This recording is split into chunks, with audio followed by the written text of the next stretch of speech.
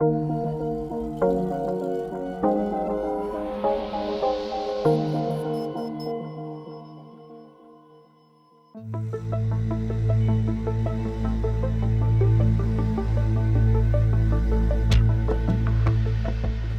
à toutes et à tous. On va essayer, puisque c'est la fin de la journée, on va essayer de faire les choses relativement bien. Il y a quelques équations, mais si elles y sont, c'est à l'issue de notre plein gré, hein. On est désolé. Et puis, mais bon, ça ira très vite. Et par contre, il y a des images. Donc, puisque le sport, c'est le mouvement, et le mouvement, c'est bien l'image, c'est la vidéo, etc. Donc effectivement, alors ça va bien faire suite à la présentation de Dominique. Donc nous avons effectivement Poitiers, nous sommes dans un institut que je vais présenter très, très rapidement. Voilà un petit peu le plan de la présentation, on essaiera de faire assez vite en quatre points. Et cet institut, c'est l'effet du regroupement, hein. Depuis 2010, 7 laboratoires CNRS ont été regroupés.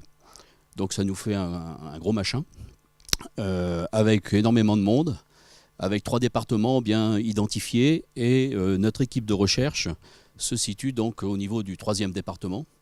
Donc cette équipe s'appelle Robios, pour robotique, biomécanique, sport et santé. C'est-à-dire qu'en fait, à l'issue de ce regroupement,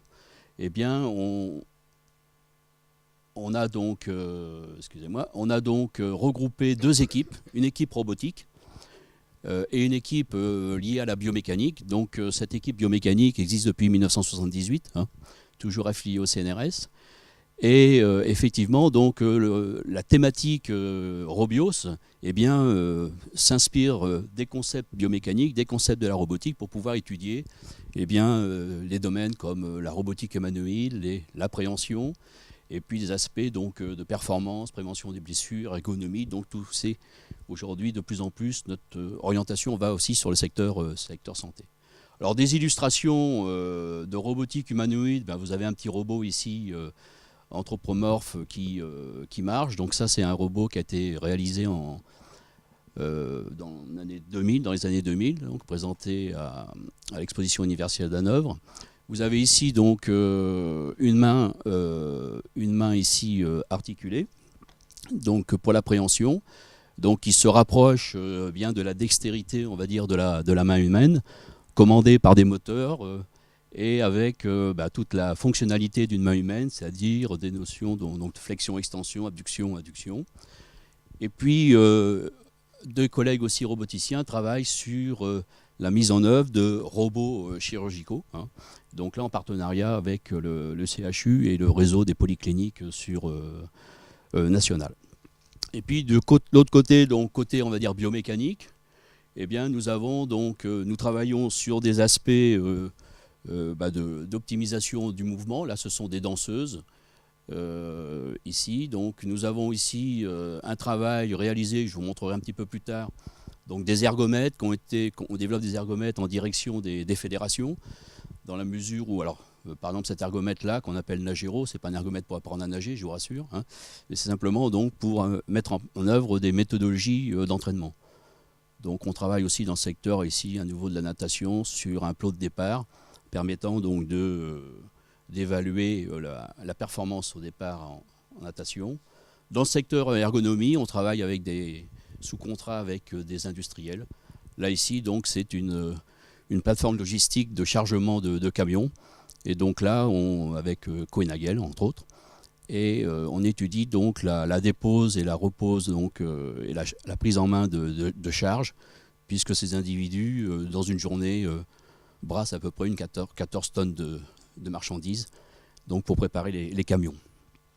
Et puis un autre secteur qui est ici la partie on va dire sportive, qui est plutôt une partie sympa. Donc là ici c'est l'évaluation ici de la quadruple boucle piquée de Brian Joubert, hein, je ne sais pas si vous avez entendu parler, donc un poids-de-vin qui a été champion du monde.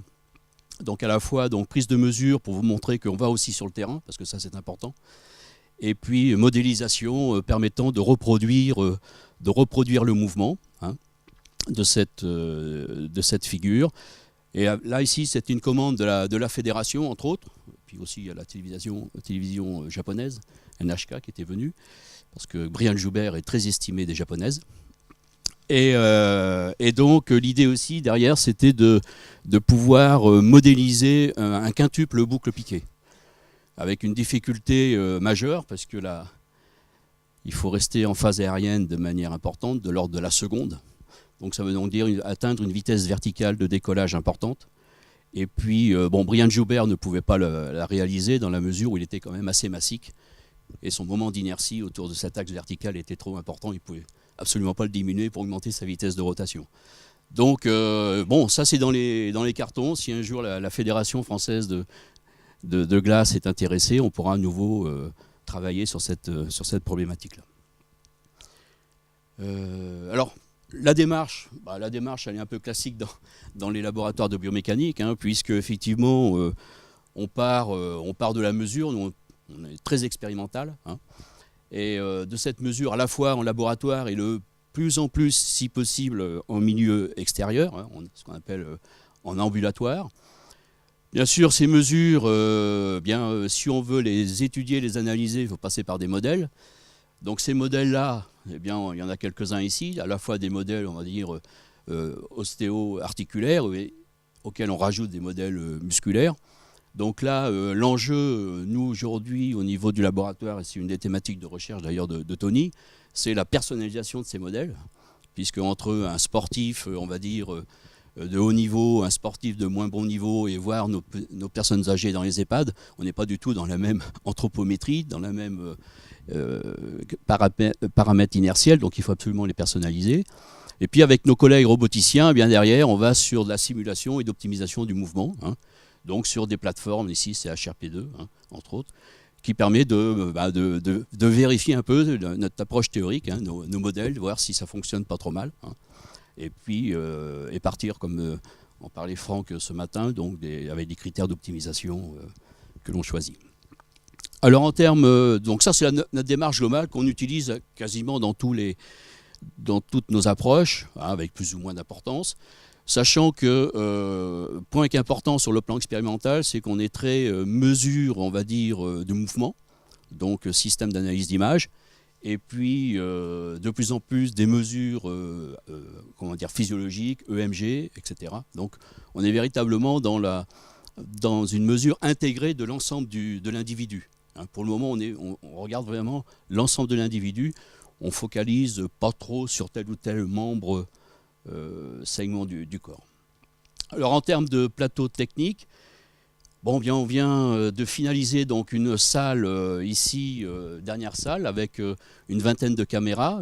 Ici, ce sont des caméras Vicon qui nous permettent ici de travailler avec le CHU de Poitiers et avec les services, on va dire, de rééducation fonctionnelle diverses, sur en particulier l'analyse quantifiée de la marche.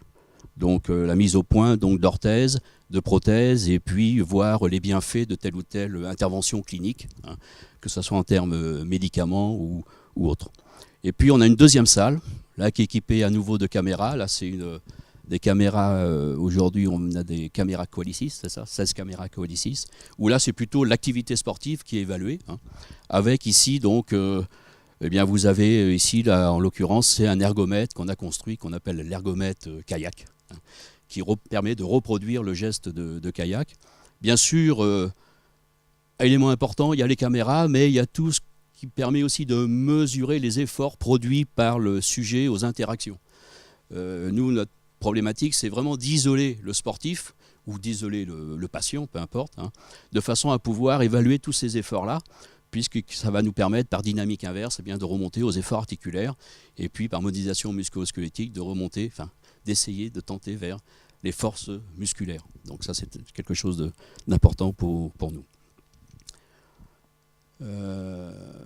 Alors, je vais prendre un exemple d'études que l'on peut faire. C'est une des dernières études qui nous prend du temps et qui se prolonge aujourd'hui sur un programme européen de recherche avec le CRIT Sport Loisirs. J'en parlerai un petit peu. Donc c'est la biomécanique du mouvement de pédalage. Bon, tout le monde sait faire du vélo, et l'idée ici pour nous, c'est d'essayer d'évaluer, de faire ce qu'on appelle le bilan énergétique du cycliste. Bon, vous avez suivi, je pense, l'actualité dans le milieu du cycliste, où il y a un certain nombre de choses qui sont racontées entre autres toutes les puissances qui sont développées au pédalier, des 500 watts, des 400 watts, enfin, etc. Et nous ici, eh bien, le travail fait suite à un appel d'offres de l'Agence française de la lutte contre le dopage, qui s'interroge sur effectivement le dopage qui, bien sûr, aujourd'hui, enfin, pour le moment, c'est un dopage, on va dire, qui peut être détecté, mais on est sur des dopages de plus en plus génétiques. C'est-à-dire, on va transformer, on est en train de modifier un petit peu le comportement des insertions des muscles, parce qu'à un moment donné, c'est bien joli d'avoir des gros muscles, mais à un moment donné, au niveau de l'insertion, ça peut casser. Hein. Et donc, on est sur du dopage génétique pour améliorer la résistance des tendons, hein, entre autres. Et ça sera peut-être difficilement détectable. Et donc ici, vous avez vu une scène de mesure ici, donc avec une équipe de cyclistes, où on évaluait à la fois tout ce qui était l'énergie d'entrée, ce qu'on appelle le métabolisme, et puis derrière, nous, on essaie d'évaluer la notion d'énergie interne, c'est-à-dire en fait l'énergie qui permet de produire le mouvement, hein, donc en termes de puissance articulaire ou de travail des efforts internes. Et puis alors on met en lien donc ce métabolisme avec ce que fait réellement le cycliste, c'est-à-dire il monte un col, donc il y a une énergie potentielle, il appuie sur les pédales, enfin, etc. Et aujourd'hui même ce niveau de mesure est difficile aujourd'hui. Donc il y a bien des capteurs qui existent, vous avez peut-être entendu parler sur le vélo, des capteurs SRM. Bon, mais c'est des capteurs qui mesurent une fois par seconde. Donc une fois par seconde, lorsque les gens sont à 90 tours minute en termes de tours de pédalage, voire à 100-120 tours minute, vous avez donc une mesure tous les 2 tours. Donc ça fait un peu short pour pouvoir exprimer et faire une analyse sérieuse. Donc aujourd'hui, les puissances mesurées au pédalier, on ne les connaît pas aujourd'hui dans le milieu sportif, enfin les mesures réelles. Et je vous montrerai quelques exemples. Donc l'idée ici, c'est avec le cinéma, avec un vélo. Oui, avant, on a changé un peu l'ordre des diapos. Donc comment ça se passe ? Eh bien, ça se passe qu'on va mettre des marqueurs sur le sujet. Donc on va mettre à l'échelle ce qu'on appelle le modèle. Hein. Et puis donc à partir de ce modèle, eh bien, on va donc pouvoir reconstituer dans ce qu'on appelle la cinématique inverse, c'est-à-dire toute la cinématique articulaire, hein, partant de là. Et puis, une fois qu'on a cette cinématique articulaire, eh bien, on va pouvoir donc, par optimisation statique, essayer de retrouver les forces musculaires. Et par là, alors qu'on a les forces musculaires, et aussi donc tout ce qui se trouve aux articulations, puissance et force interarticulaire. Et partant de là, on peut estimer, donc c'est bien une estimation, au niveau des forces, ce qui se passe au niveau des forces articulaires. Donc ça nous a permis de travailler entre autres sur une problématique de traumatologie du cycliste, qui est ce qu'on appelle le syndrome de l'essuie-glace, hein, au niveau donc, du frottement du tendon sur la patella. Donc voilà un petit peu la démarche un petit peu classique. Donc là, par exemple, vous avez ici le vélo que l'on utilise aujourd'hui donc, au laboratoire. Vélo qui est équipé de capteurs. Quand je vous disais qu'on isolait entièrement le sujet, donc équipé de capteurs au niveau des pédales, en voilà un exemple. 2 capteurs au niveau du cintre et un capteur au niveau de la selle. Ce qu'on appelle des capteurs. Alors ces capteurs sont des capteurs 6 axes, hein, qui permettent de mesurer les 6 composantes du torseur, donc les trois composantes de moment et les 3 composantes de force. Et partant de là, associé donc à la mesure cinématique, on peut ici retrouver, alors ça c'est un exemple, hein, je vais l'expliquer. Donc vous avez ici 2 coureurs et on évalue les puissances articulaires. C'est-à-dire donc puissance au niveau ici, j'ai du mal à voir, la hanche, oui c'est ça, le genou et la cheville. Alors vous avez en abscisse, vous avez l'angulation du pédalier de 0 degré à 360 degrés. Initiez donc la pédale droite en haut. Et puis donc vous avez ici la consigne qui était de par tour pour essayer d'avoir une puissance moyenne constante au pédalier. Donc c'est-à-dire que par exemple, si je prends l'exemple je me rapproche parce que j'ai du mal à voir, par exemple la puissance 350 watts, c'est-à-dire là on exigeait aux coureurs sur des paliers de 3 minutes, hein, de rester à 350 watts en moyenne, donc ça c'est la puissance externe développée au pédalier. Vous voyez que par exemple pour ce coureur, à la hanche, il va jusqu'à 400 watts. Il produit, hein. Donc c'est évidemment les puissances aux articulations ne sont pas constantes, hein. celui-ci à 400 watts, pareil, regardez ici, on a des profils de puissance au genou, celui-ci est à 400 watts, hein, l'autre est à 200 watts au niveau du genou. Donc on a des profils énergétiques, des profils de puissance produites aux articulations différentes, suivant les profils des individus, et tout ça pour une même tâche réalisée. Donc vous voyez que quand on parle de 500 ou 400 watts au pédalier, il se passe des choses aux articulations qui sont bien au-delà des 400 ou des 500 watts éventuellement évalués estimés au niveau du pédalier. Donc on est quand même interrogé là-dessus. Et là, ce qu'on essaie aujourd'hui de faire, c'est d'aller sur les muscles qui viennent mobiliser, les muscles principaux qui vont mobiliser l'articulation pour avoir réellement la valeur de ces forces musculaires et de ces puissances développées qui doivent être très importantes.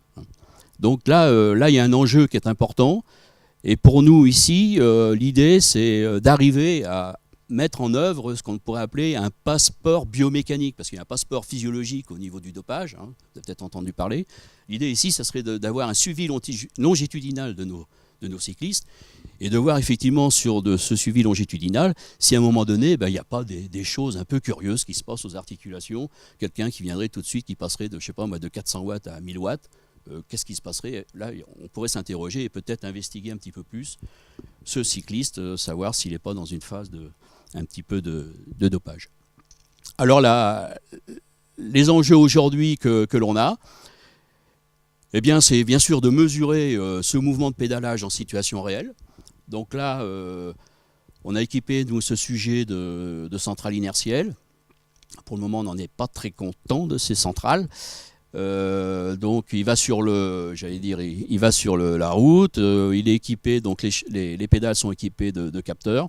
Et puis de temps en temps, vous avez vu au début, il était dans un champ où il y avait des caméras, c'est-à-dire qu'on est en train de comparer les mesures obtenues par centrale et les mesures obtenues par notre champ de caméra, et voir si on peut pas, parce que moi mon rêve, avant de partir en retraite, parce qu'ils veulent me mettre dehors les jeunes là, ça serait de pouvoir mesurer sur un col, alors peut-être le col d'Aspin, j'ai vu tout à l'heure là, moi ça serait plutôt le col du Souleur, de mesurer donc la puissance développée réelle de ce qui se passe aux articulations quand un coureur monte ses cols, et surtout quand ils arrivent à les monter à 30-35 km/h. C'est là où je suis un peu étonné.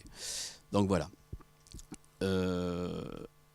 Alors le contexte partenarial pour nous, donc là c'était un peu les activités du laboratoire.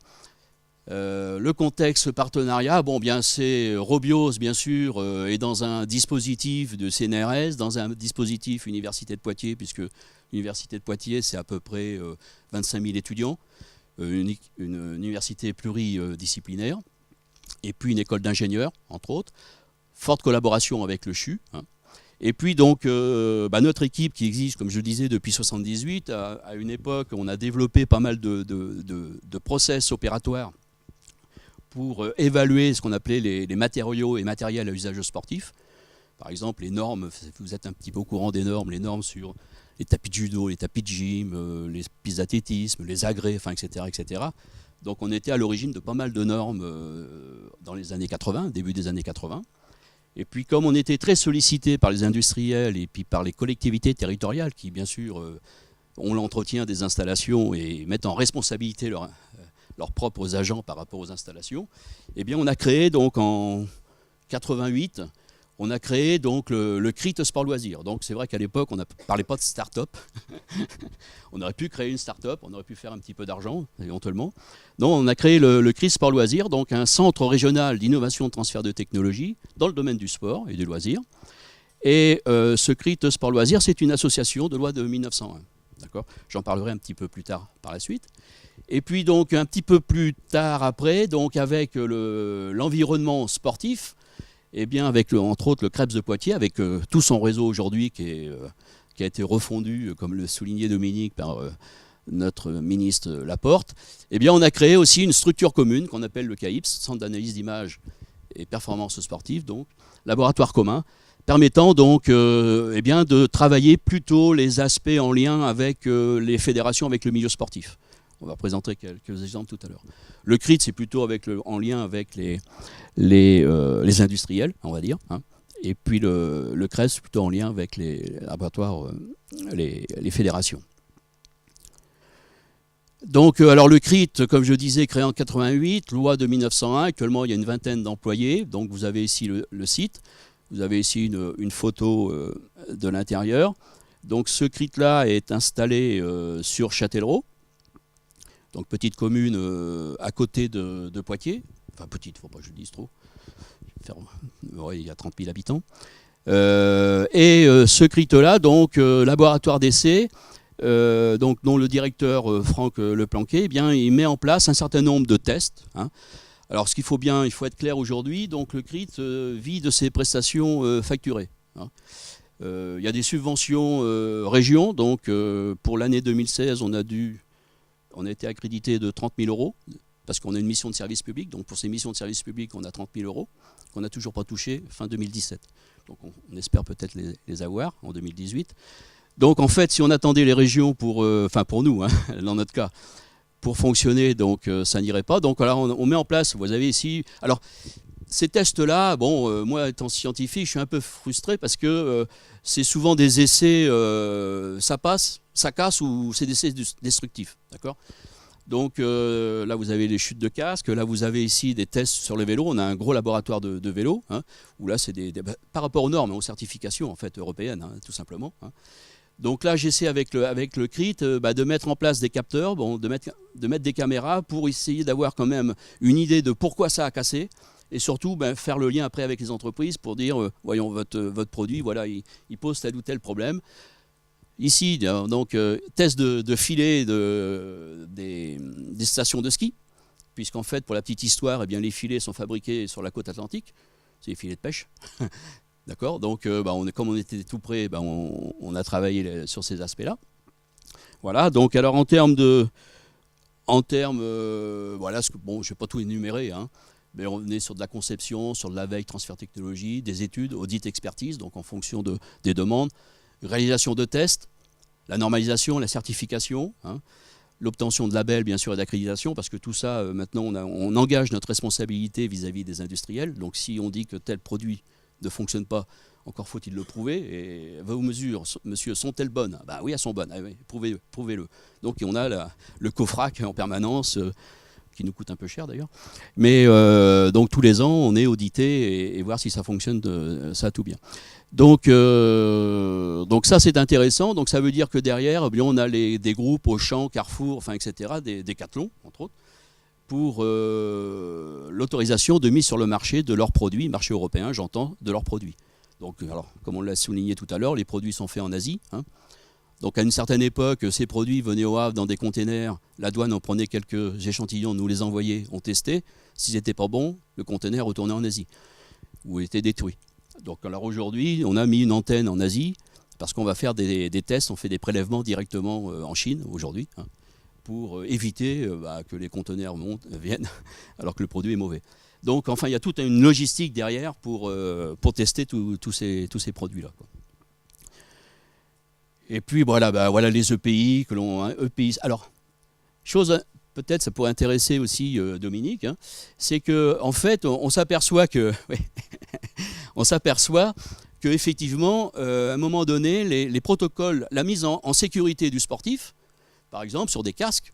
Ah oui, mais un casque de cycliste, mais le casque de chantier, il ne doit pas être protégé, l'ouvrier, avec son casque de chantier. Donc on s'aperçoit qu'il y a des méthodes, et ça c'est intéressant parce que cette fois-ci c'est le sport qui innove par rapport au milieu industriel. Alors que souvent c'était l'inverse, hein, c'était le milieu industriel qui amenait des méthodologies dans le milieu du sport. Là c'est l'inverse. Donc on va sur des tests de matériaux, de matériel, donc dans le domaine du travail. Et puis je vais laisser la parole, je pense. Ouais. Bien, merci Patrick. Je vais vous présenter moi quelques exemples. Alors Patrick vous a présenté rapidement le laboratoire, l'environnement. On est enseignant-chercheur, donc notre mission première c'est l'enseignement et la recherche. Mais on met aussi parfois notre plateforme expérimentale à disposition des entreprises locales ou nationales pour faire des essais sur le mouvement humain, sur l'analyse du mouvement humain. Donc je vais vous présenter quelques exemples. On a travaillé récemment avec Decathlon par exemple sur les gants de boxe, avec Wilson, c'est l'exemple que je vais prendre, et on intervient aussi parfois dans des thématiques d'ergonomie pour réduire les troubles musculo-squelettiques. Donc je vous présente un petit peu plus en détail cette étude. Le contexte, c'était la pratique du tennis. Donc la plupart des cours en France, c'est des terrains durs. Donc c'est la pratique que vous voyez ici en haut à droite. Donc sur ce type de cours, on ne peut pas glisser, sauf pour les joueurs de très très haut niveau, mais ça va concerner 2 ou 3 tennisman. Ce genre de terrain est reconnu pour provoquer plus de blessures, notamment au niveau du genou, que les surfaces glissantes que vous voyez en bas. Et de plus, sur les terrains durs, il y a une activité musculaire qui est plus importante, donc une fatigue qui peut arriver plus vite que sur une surface glissante. Donc les surfaces glissantes, évidemment, par opposition, ça diminue le chargement des articulations, ça permet de se replacer plus vite, et puis c'est une pratique aussi un peu plus fun, ça permet, en tout cas c'est plus sympa de jouer ici que là-dessus, ça paraît plus sympa. Donc dans ce contexte-là, l'entreprise Wilson Salomon a proposé une nouvelle chaussure qui est maintenant sur le marché. Donc cette étude, c'était il y a déjà 6 ou 7 ans. Ils commençaient à faire un nouveau prototype de cette chaussure et ils voulaient évaluer le comportement de cette nouvelle chaussure, aussi bien le comportement mécanique, donc en termes de glisse, que le comportement biomécanique, c'est-à-dire les répercussions sur le corps humain et notamment sur le membre inférieur. Donc on a fait un contrat, c'était une collaboration de recherche. On a travaillé avec eux pendant à peu près 1 an pour évaluer ces paramètres et évaluer l'intérêt ou non de cette chaussure pour la pratique du tennis. Alors je vous présente rapidement le protocole. Donc 5 joueurs de tennis sont venus au laboratoire. C'était des joueurs qui avaient déjà une certaine habitude à utiliser cette chaussure. C'était un panel qui avait été choisi par Wilson. Patrick l'a présenté tout à l'heure. Donc on a équipé le sujet de capteurs. Dans notre salle de manip, on a donc obtenu la cinématique du mouvement. Et puis, il devait répéter des mouvements sur les plateformes de force pour qu'on ait la force de réaction entre l'interaction chaussure-sol pour mesurer la force de frottement et donc le coefficient de frottement. Et on mettait aussi de l'activité, on enregistrait l'activité électromyographique des principaux muscles pour connaître à peu près l'activité musculaire sur les différentes conditions. Donc pour les paramètres mécaniques, on a donc ici vous voyez les plateformes de force nues. Et ces plateformes de force, on a disposé sur ces plateformes différents revêtements.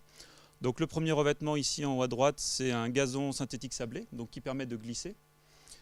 C'était en gros pour reproduire la condition de terre battue, mais en condition de laboratoire, ce qui nous permettait de mesurer la force d'interaction entre le sol et la chaussure. Donc on disposait sur chacune des 6 plateformes, on avait 6 plaques de gazon synthétique sablé qui étaient fixées à la plateforme de force. Ensuite, on avait la deuxième condition, c'était un terrain dur, mais cette fois utilisé avec des chaussures prototypes, donc les chaussures qui permettent de glisser sur terrain dur. Donc là, c'est bien un terrain dur avec la chaussure prototype qui permet de glisser. Et puis enfin, la dernière condition, c'est la condition un petit peu de contrôle, c'est sur le terrain, donc sur terre battue, c'était au Krebs, où là, on a vraiment la glisse optimale. C'est vraiment un terrain qui est fait pour glisser. Donc là, on avait les paramètres de référence en termes de glissement. Donc ces 3 conditions pour la suite de la présentation, synthétique, dur et terre battue. Alors une petite vidéo globale, donc ça c'est dans notre salle expérimentale, donc ici vous avez les plateformes de force en dessous. Alors évidemment, la difficulté quand on demande à un sujet, à un sportif de venir au laboratoire, c'est que le mouvement qu'il va reproduire, ce n'est pas le mouvement qu'il pourrait faire en conditions réelles. On essaie au maximum de reproduire les conditions réelles, mais vous voyez bien qu'il y a 2-3 mètres de course d'élan, on n'est pas dans les conditions réelles. On essaie de s'en rapprocher au maximum, mais on n'est quand même pas dans les conditions réelles de la pratique sur un terrain de tennis. Mais en tout cas, ça nous permet d'avoir des mesures de référence en termes de cinématique et de force. Donc il devait renvoyer une balle comme ça dans différentes conditions, coup droit, revers et monter au filet. Les paramètres mécaniques calculés, c'est le coefficient de frottement, donc c'est le rapport entre la force de réaction tangentielle et la force de réaction normale, la longueur de la glissade et la vitesse d'approche. Globalement, une fois qu'on fait ces mesures, alors on parle toujours de caméras, mais on n'a pas des caméras vidéo, c'est des caméras, c'est des systèmes optoélectroniques de capture du mouvement. Donc nous, ce qu'on obtient, c'est la position tridimensionnelle des marqueurs qu'on va disposer sur le sujet. Et ensuite, à l'aide des modèles musculo-squelettiques ou simplement des modèles cinématiques qu'on va mettre derrière, on va pouvoir obtenir la cinématique articulaire, c'est-à-dire les angles à chaque articulation. Et dans ce cas, on calculait également les efforts articulaires développés au niveau de la cheville, du genou et de la hanche. Donc en termes de résultats, en terre battue, donc on a des coefficients de frottement qui sont les plus faibles, avec une variabilité interindividuelle. Donc là, c'est les 5 sujets qu'on avait testés. On se rend compte qu'il y a le coefficient de frottement, en fait, il n'est pas simplement dû à l'interaction sol-chaussure, il est aussi dû à la façon, au mouvement fait par l'athlète. En fonction des mouvements qui vont être différents, eh bien, on n'a pas un seul coefficient de frottement, alors que les chaussures et le terrain étaient identiques. Dans les conditions gazon synthétique, là, on a un coefficient de frottement qui est aux alentours de 0,6 avec très peu de variabilité entre les sujets. Là, ça glissait assez facilement pour tout le monde. Et donc dans notre condition terrain dur avec la chaussure prototype, on se rapproche pour certains sujets vraiment d'un terrain synthétique avec une glisse importante. Par contre, on se rend compte notamment que pour le sujet 3, le coefficient de frottement arrive à un niveau de 0,8, ce qui est à la limite du terrain dur et du terrain qui permet de glisser. Donc là aussi, on voit surtout une variabilité interindividuelle importante avec la chaussure prototype sur terrain dur. Donc pour résumer rapidement, donc le coefficient de frottement est quand même supérieur sur le terrain dur avec la nouvelle chaussure. Il est en moyenne de 0,68, donc avec un écart type, comme j'ai déjà dit, de 0,12, donc important entre les sujets. La longueur de la glissade est inférieure sur terrain dur avec chaussure prototype. Il y a quand même une glissade, mais en moyenne elle est de 58 cm alors qu'elle atteint en moyenne 1 mètre sur terre battue ou sur gazon synthétique sablé. Et puis la vitesse d'approche par contre était sensiblement identique sur les trois conditions. Alors néanmoins, donc, derrière ce contrat, c'était une collaboration de recherche, on a pu mettre en place une nouvelle méthode pour évaluer le coefficient de frottement. Donc classiquement, le coefficient de frottement, en fait, il est évalué avec une machine de traction. On met la chaussure sur le terrain, sur le dispositif, et on va tirer la chaussure et on regarde quel est le coefficient de frottement. Nous, on propose une approche qui nous paraît un peu plus individualisée puisqu'elle prend en compte la variabilité du sujet et le mouvement du sujet. Et notamment, ce qui était important pour cette chaussure, c'était l'axe de la chaussure par rapport à la glissade. La plaque, je vous l'ai présentée rapidement sur la première diapo, elle était vraiment dans l'axe de la chaussure. Parfois, des tennisman vont glisser avec le pied sur le côté, sur terre battue. Clairement, avec cette chaussure, ce n'était pas possible. Donc il faut adapter son mouvement à la plaque qui imposait de faire une glissade dans l'axe avec le pied dans l'axe. Donc c'est pour ça qu'on observait une variabilité interindividuelle importante. Et donc ça demande un temps d'adaptation du tennisman à la chaussure. Il ne peut pas passer directement sur cette nouvelle chaussure.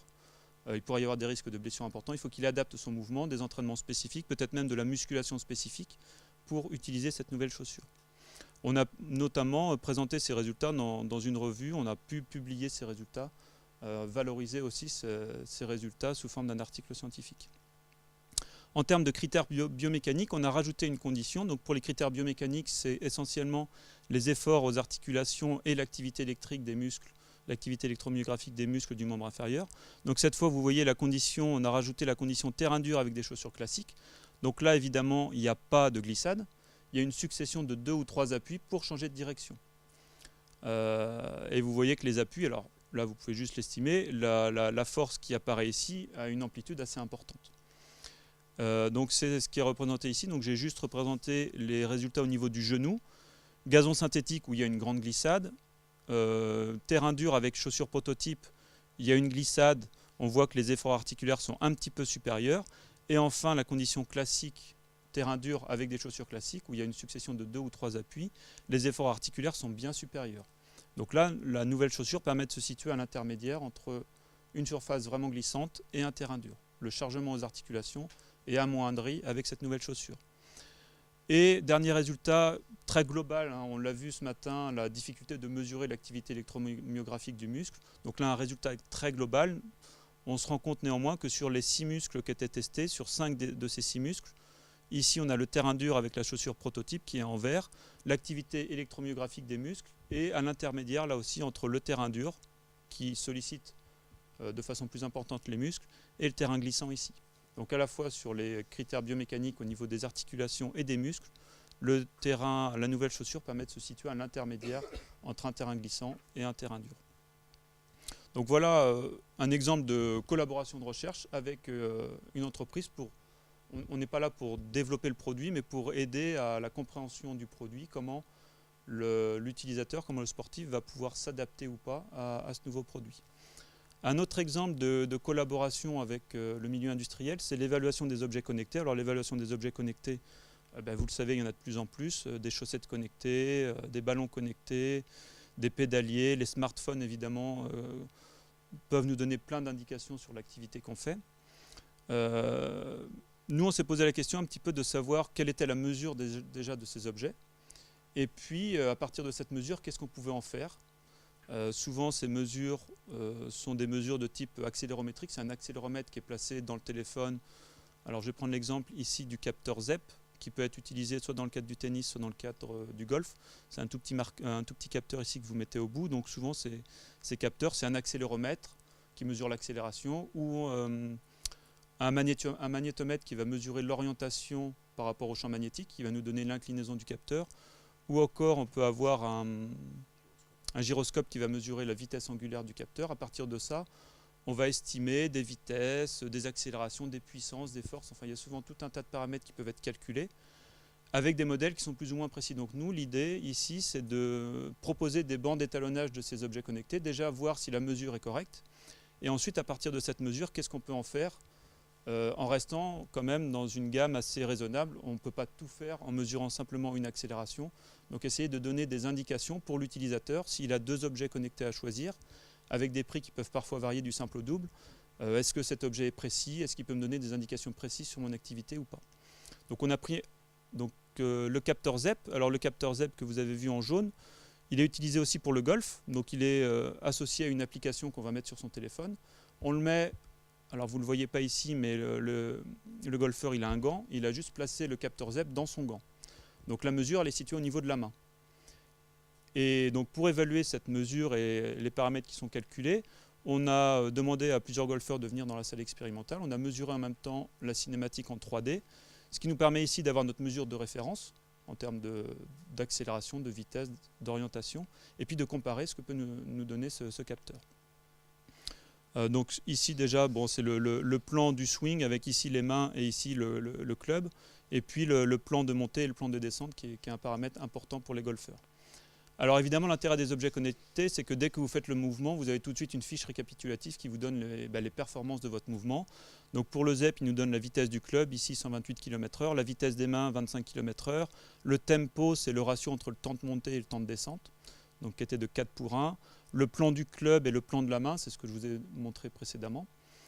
Et puis les angles du bassin et des épaules, mais qui ne marchaient pas ici, parce qu'en fait, il fallait placer le téléphone dans sa poche et ça donnait aussi les angles bassin et épaules.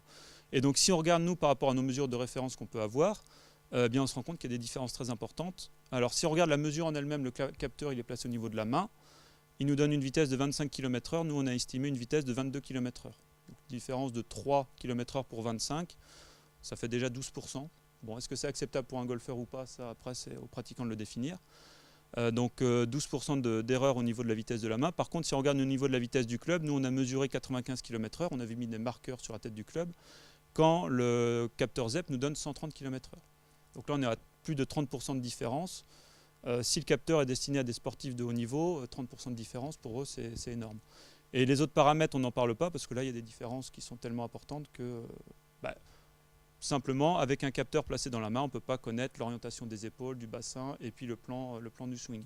Donc là, c'est simplement pour alerter un petit peu peut-être les utilisateurs. On ne peut pas tout faire avec des objets connectés. On peut mesurer certaines choses, mais on ne peut pas estimer des choses sans un modèle qui est bien défini.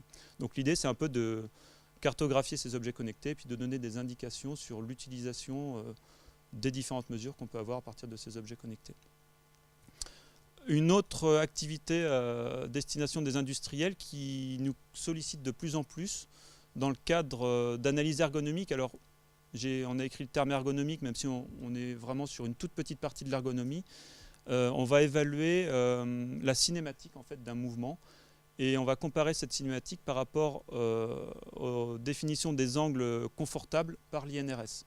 Donc il y a des zones articulaires qui sont définies ici par l'INRS, par exemple au niveau de l'épaule, au-delà de 20 degrés d'abduction ou d'antépulsion, on va considérer que c'est une position inconfortable. Donc il y a des entreprises qui nous sollicitent pour savoir si les produits qu'elles vont mettre en place, ici c'était une entreprise de Senon-sur-Vienne qui fabrique des chariots élévateurs, Fenwick, donc savoir si le produit qu'ils proposent permet à l'opérateur d'être dans des situations confortables ou pas. Donc là on peut déplacer nos caméras, on les emmène dans l'entreprise et puis on va évaluer simplement le confort ergonomique en termes de posture du sujet qui va utiliser différents chariots. Donc là c'était une prestation, on nous avait demandé de faire ces mesures et de comparer différents chariots et de les classer en termes de posture. Donc on a évalué la zone de confort donc pour l'épaule entre moins 20 et plus 20 degrés. Et puis dès que le sujet sortait de cette zone, donc là vous avez le côté droit en vert et le côté gauche, eh bien on avait un pourcentage de temps passé dans une zone d'inconfort. Je passe assez rapidement. Donc on avait 4 chariots à comparer. Donc on a des mesures objectives à présenter au commanditaire de cette étude pour classer un petit peu ces chariots. Donc on se rend compte qu'évidemment, dès qu'il y a un opérateur humain qui intervient, eh bien, les sujets vont utiliser différemment les chariots. Globalement, c'est le chariot 3 qui obtient le score le plus faible, mais vous voyez que c'est le chariot 2 qui a le pourcentage de temps passé en zone d'inconfort qui est le plus faible. Alors on est dans des valeurs assez proches, entre 50,1 et 51,7, c'est quand même assez proche. Donc globalement, il y a une adaptation des sujets au chariot. Après, pour l'industriel, ça va lui permettre peut-être d'adapter un petit peu son produit pour satisfaire le plus grand nombre de sujets. Donc voilà l'exemple avec un plateau technique composé de caméras, de plateformes de force, de prestations qu'on peut réaliser en collaboration avec des industriels. Patrick, je te repasse là. Oui, merci. Oui, donc là, alors le partenariat avec le CREPS, donc c'est surtout les relations avec le milieu fédéral et puis avec quelques entreprises qui s'intéressent au milieu sportif, mais bon, on va dire l'environnement Poids-de-Vin en termes d'industrie du sport, il n'y en a pas beaucoup. Hein. Donc l'objectif, effectivement, eh bien, c'est d'aider l'entraîneur. Alors bien sûr, on ne va pas être entraîneur, on ne va pas remplacer l'entraîneur, surtout pas. Par contre, eh bien, c'est essayer de lui donner des éléments, on va dire, factuels, des éléments objectifs, lui permettant peut-être de confirmer un petit peu son modèle d'entraîneur, voire peut-être de lui donner des orientations. Hein. Mais ça s'arrête là. On n'essaye pas du tout, on n'est pas là pour entraîner les athlètes. Hein. Donc on est dans l'expertise. Alors ce qui est intéressant pour nous, et ça j'y tiens beaucoup, c'est la notion d'expertise collégiale, c'est-à-dire que là actuellement je vais vous montrer un exemple avec la fédération de cyclisme, le BMX, eh bien on se réunit 2-3 fois par an avec les entraîneurs et on discute des résultats ensemble. C'est-à-dire que c'est pas une commande, je vous donne une commande, on se revoit un an après, voilà les résultats, puis faites-en ce que vous pouvez, quoi. Donc c'est vraiment, enfin je souhaite beaucoup que l'entraîneur participe même aux expérimentations, enfin soit vraiment un collaborateur à temps plein. Donc bien sûr du transfert de techno, j'en montrerai un petit exemple, et puis bien entendu la formation.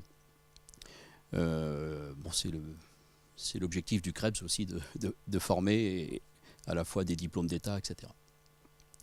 Donc alors à ce jour, on a eu, disons, une collaboration à peu près avec une vingtaine de fédérations. Hein.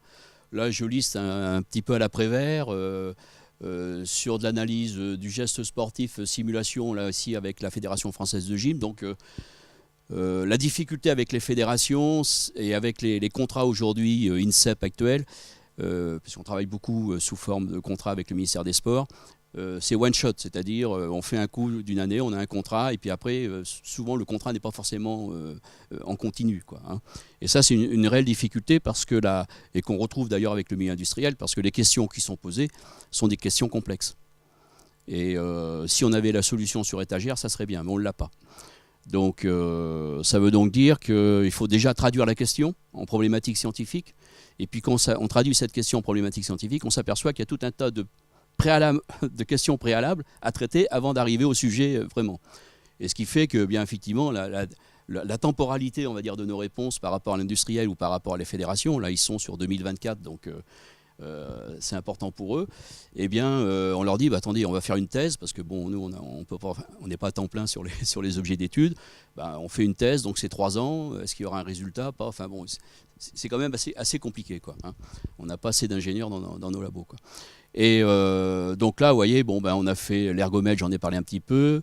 On verra. Donc on a un certain nombre de contrats, donc, et puis on a sur étagère un certain nombre de résultats qui, je pense, ne sont pas suffisamment exploités par le milieu fédéral, quoi.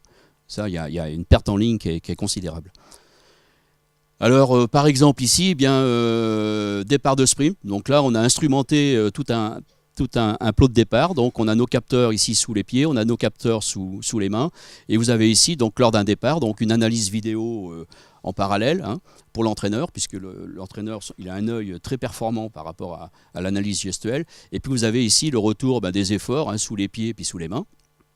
Donc ça c'est une station qui existe au CREPS, qui est malheureusement pas assez utilisée, puisque notre champion va au Japon pour s'entraîner pour avoir les mêmes données, donc c'est un petit peu dommage. Mais c'est comme ça, hein.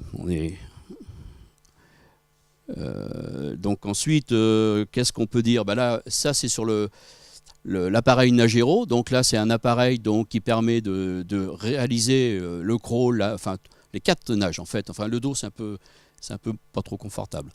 Et vous avez donc là une dizaine de nagéros qu'on a construits, qui sont aujourd'hui dans les pôles France de natation. Hein.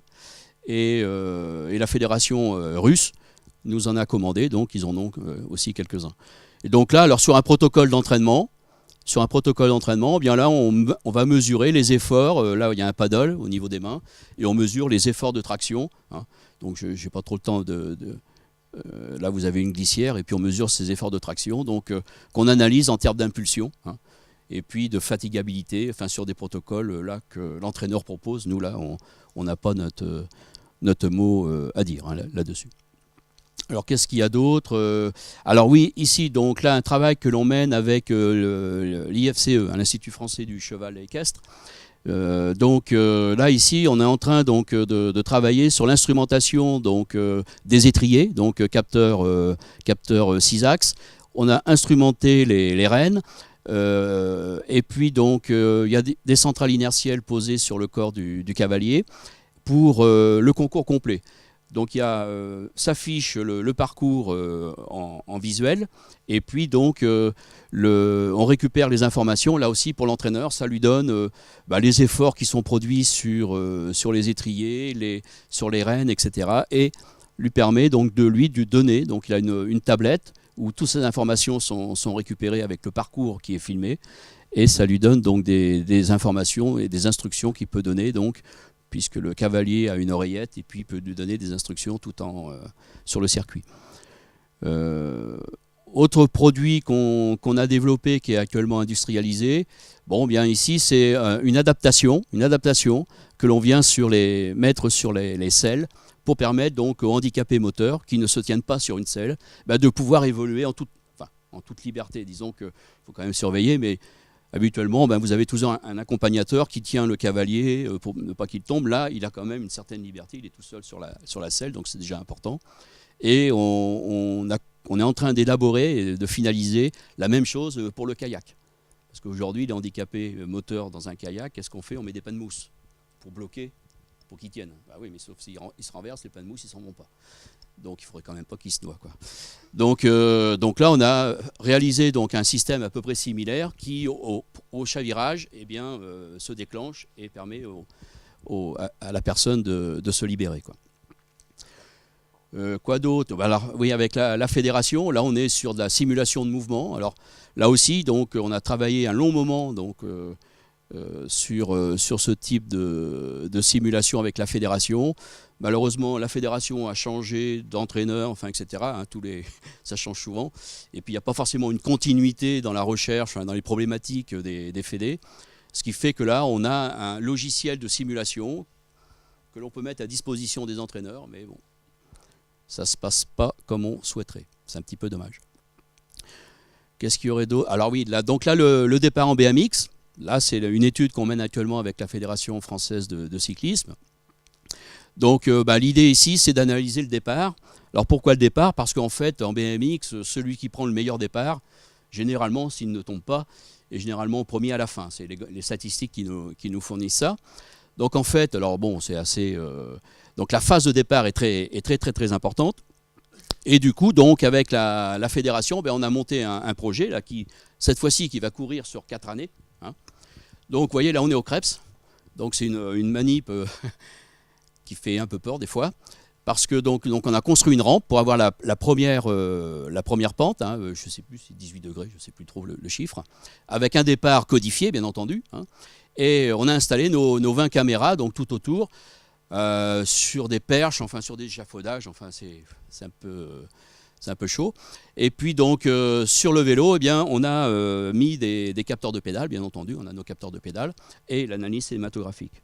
Partant de là, donc, toujours avec les entraîneurs, hein, on discute des résultats. Donc là, vous avez ici, je ne vais pas trop rentrer dans le détail, mais en fonction du temps, vous avez les temps de réaction, vous avez ici la vitesse en rouge, la vitesse du centre de gravité du vélo, et puis en bleu, la vitesse du centre de gravité donc du bonhomme, si je ne me trompe pas, du système. Alors vélo plus pilote. Et donc comparaison avec 2 départs. Donc l'idée, c'est de voir que fait l'athlète. C'est la compréhension, en fait, hein, ni plus ni moins, des mécanismes qui sont mis en jeu au moment du départ, quoi, hein. Et là-dessus, avec une possibilité donc intéressante pour nous, et là on est en train de travailler avec un industriel, parce qu'il y a des possibilités d'innovation technologique au niveau du vélo, puisqu'aujourd'hui la réglementation en BMX, il n'y en a pas. On peut faire ce qu'on veut. Je crois qu'il y a juste la dimension des roues, je crois, quelque chose comme ça. Mais on pourrait mettre un dérailleur, on pourrait mettre plein de choses, d'accord ? Donc on est en train de réfléchir avec l'industriel pour pouvoir travailler sur l'amélioration technologique du vélo pour améliorer la performance, quoi, hein. Parce que ce qui est important ici, que lorsqu'on pédale, enfin, je ne sais pas s'il y a des cyclistes dans l'assemblée, mais l'effort que l'on produit sur les pédales est fortement dépendant des efforts que je mets sur le cintre. D'accord ?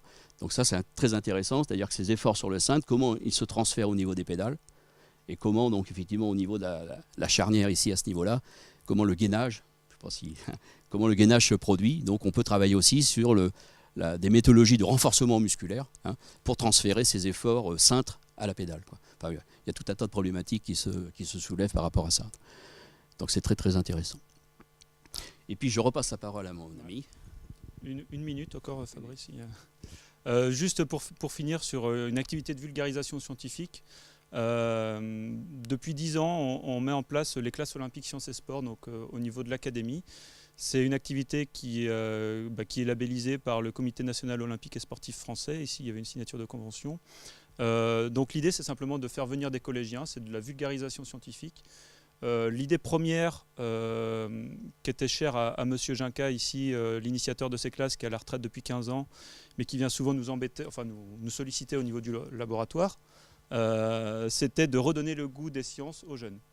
Et son idée, c'est d'utiliser le sport comme vecteur pour intéresser. Donc on s'intéresse au mouvement du collégien, au mouvement du sportif, pour introduire des notions de mathématiques. Alors on est en 4e, on est en 3e, donc on va utiliser Pythagore, on va calculer des dérivés, on va faire des petits calculs simples, mais c'est sur la base de son propre mouvement, et donc ça permet de raccrocher certains élèves qui étaient peut-être un petit peu en difficulté sur certaines notions, qui étaient peut-être aussi doués en sport mais moins en maths. Ça permet parfois de les raccrocher un petit peu sur ces disciplines scientifiques sur lesquelles ils peuvent avoir du mal. Donc un exemple concret très simple. Alors évidemment, ce n'est pas les outils d'optimisation pour calculer des forces musculaires sous-optimales. On a des modèles très simples, hein, du centre de gravité simplement. Donc on simplifie au maximum les modèles pour qu'ils soient compréhensibles par les jeunes. Donc ici, le saut en longueur. Donc les jeunes font leur saut en longueur dans le bac à sable. Ils vont sauter 3 ou 4 mètres.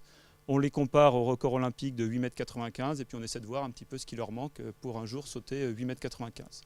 Et très, très récemment, on a mis aussi en place une exposition itinérante avec une reproduction grandeur nature. Donc ici, vous avez une bâche qui fait 10 mètres sur 3 du saut olympique. Alors, ce n'est pas le record parce que c'était le saut de Bob Beamon qui avait sauté 8,90 m en 68. Et c'est aussi, on est face à cette affiche, on va sauter 3 mètres, on se compare directement à ces 9 mètres. Ça permet un petit peu aussi de se mettre en relation nos performances avec ceux du champion. Et ça, l'idée, c'est de le faire évoluer sur les collèges, sur les lycées, de l'académie et peut-être plus dans l'avenir. Voilà, je pense qu'on a fini. Désolé pour le débordement.